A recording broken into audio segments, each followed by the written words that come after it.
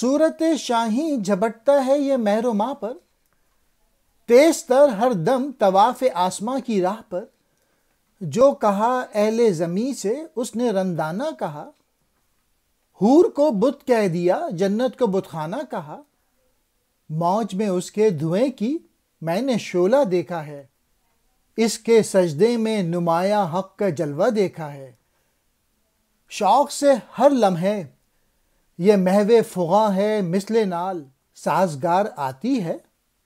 اس کو نے جدائی نے وصال، وہ عقاب کی طرح چاند اور سورج کے شکار پہ جھپٹتا ہے اور 9 آسمانوں کے طواف میں ہمیشہ سرگرم رہتا ہے۔ وہی بات کہ اس کی تمام تر توجہ اور جستجو عالم بالا سے متعلق ہے اور وہ تلاش حق میں لگا رہتا ہے۔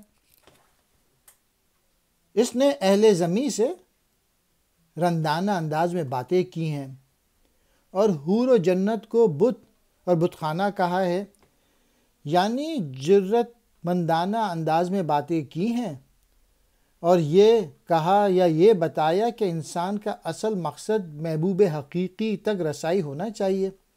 صرف حور و جنت کے چکر میں پڑھ کر یہ اس مقصد کی راہ میں رکاوٹ ہے۔ میں نے اس کے دھویں کی لہر میں شعلے دیکھے ہیں اور خدا کو اس کے سجدے کے اندر دیکھا ہے۔ علامہ کے پرسوز جذبوں اور فکر کی بات کی ہے مولانا روم نے، جو عشق کے حامل ہیں، اور وہ یہ کہ وہ ہے تو ساجد سجدہ کرنے والا، لیکن اس میں اس مسجود خالق کائنات جیسے سجدے کیا جاتا ہے کا عکس نظر آتا ہے۔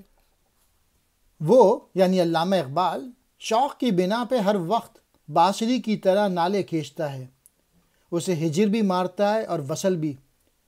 چونکہ وہ عاشق صادق ہے، اس لیے وہ دونوں حالتوں میں بے قرار رہتا ہے۔